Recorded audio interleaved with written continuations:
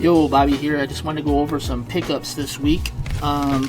First up, from Green Brain Comics. This is located in downtown Dearborn, Michigan. And let's be honest, they're the best at what they do. They have a beautiful store, great branding. They're one of the first people that I'm reaching out to for advice, basically. They're the type of store that I would really like to emulate. And hopefully they're open to something like that. But let's get into the books. So, first up, Howl from Ahoy Comics. Now, I'm not super familiar with the publisher, although I understand they're currently doing a Toxic Avenger series. Not super familiar with these writers or the artists, but I absolutely love the cover. My understanding is this is a sort of late 50s science fiction family memoir. It is a mature book. I did take a peek here, and I saw some sexy time scenes. But I love pulp sci-fi. I love exploitation. I think this is up my alley. Next up is Behemoth from Dark Horse Comics. This is actually co-written by Grant and Ryan Engel here.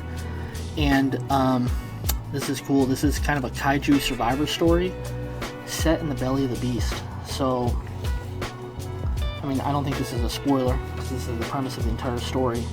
But basically, this team here is eaten by a Godzilla-like kaiju, and the story is mostly told from the inside of the kaiju. I won't show you too much more, but it is very cool. And Dark Horse was a great steward of Godzilla comics for a very long time. Next up, I got the trade paperback of Cult of Dracula. This is from Rich Davis, Source Point Press. I have to be careful what I show here because this is an extremely gory comic, but this is my jam. This is very independent, very provocative, as you see here. Hopefully not. We have dead babies, decapitated people, and within the first few pages we have a vampire orgy in a church.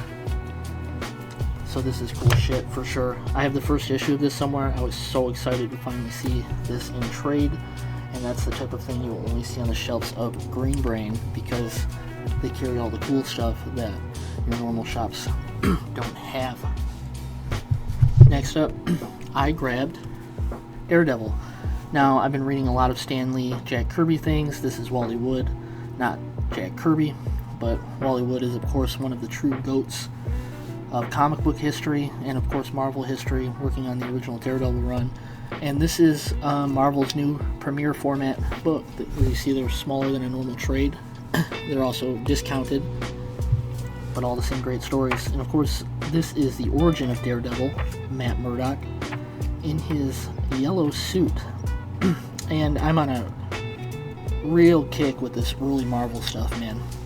So I was really excited to get this. This is my first Marvel premiere. I usually collect this stuff in the Epic Collections or Omnibus, but this is sick. Had to grab it.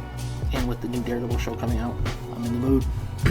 Next up, Man's Best. I had to grab this for the wife to kind of justify the amount of money I'm spending on this stuff. That's not true, but she's a comics person. She doesn't read capes, but she does have an eye for a lot of the cool indie stuff.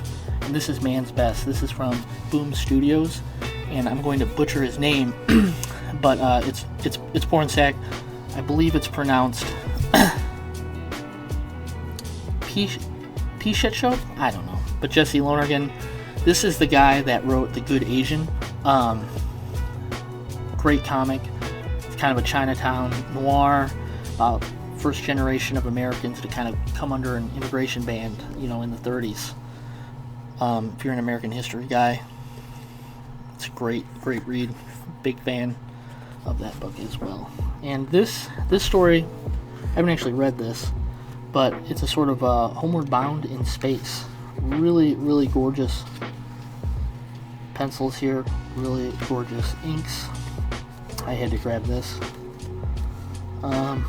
Yeah, and it's in trade finally. I think we have the first issue of this, but didn't stick with it. I hope this isn't as sad as Homeward Bound, though. because I definitely got some tears. Next up, I also took a visit to Craftiques in Garden City, and that's a sort of antique mall. My buddy there owns a booth called Blue Sun Books. I'll get to what I grabbed from his booth last, but I wanted to stick with the comics theme here. I did get some pretty cool pickups. For $3, the first issue of Street Fighter. First time Street Fighter was in comic form by Malibu Comics. Very ugly art, but this is sick. This is awesome. I'm very happy to add this to my collection. As you may know, my main hobby horse in the comic book collecting scene, besides for Conan the Barbarian and Superman, is video game tie-in stuff. So this is absolutely my jam. I'm a big Street Fighter player, obviously. Super excited to have this in my collection again. Brothers of the Spear. This is Gold Key at their best. Sword, sorcery, half-naked dude throwing a spear at a snake, damsel in distress. These are my types of comics. I always grab some Gold Key when I see it. My favorite book, though, is, of course, Turok, Son of Stone, later to be called Turok, Dinosaur Hunter. Warhammer, had to grab it. Anytime I see game tie-in stuff, I snatch it up. Probably overpaid for this a little bit, but who doesn't love the Death Watch? It's 40k. It's issue 1. Let's go. Next up, Will of Iron. I think I already had this. I think this was a free comic book day book that I already own, but I had to grab it. I love Warhammer stuff. I'm happy to add it to the website for sale. I probably won't charge $4. I think that's a little overpriced. More than happy to take type of loss if I don't already have this in my collection, just to share it with you guys. Jurassic Park, Raptor. I mentioned Conan, video game stuff, dinosaur stuff. It's the Holy Trinity. I already own these books, but I do not own them polybagged. This one includes some trading cards. I'm not too proud for $2 to check out those trading cards. Let's take a look here. Oh, I don't even have to open them. Yeah, these are gorgeous. These are gorgeous. William Stout did awesome comics work, and his trading cards are badass. And here's the first issue of that mini-series, also still sealed in the polybag, not in great condition, but does include Zorro number 0. And I also always grab this early Jurassic Park stuff because it's sick, and these were my favorite books as a kid. Okay, I mentioned Blue Sun Books. My buddy Chuck, when I was living in a small one-bedroom apartment with no car, he was my book guy. He did a lot of hunting for me to find things I was looking for. What did I grab from his booth? Only 2 things from his booth, but Warhammer, Age of Sigmar, Thunderstrike, and Other Stories. I'm going to tell you right now, Black Library short story collections, it's better than video game fluff, man. These are legitimate good fantasy reads, man. I do buy a lot of trash game tie-in things. I love to collect that stuff. I love to read that stuff, but let's be honest, it's never very good. But Black Library is always knocking it out of the park. Age of Sigmar is an awesome universe. I play Seraphon, in case you were asking, but I do love me some of Sigmar's finest. What else did I grab from his booth? Give me liberty, baby. So this is also a science fiction anthology of sorts, centered around the theme of liberty. Now, I hope to not get too political ever on this channel, but I will say I have a small libertarian streak that can get me in trouble. But I do love these themes, man.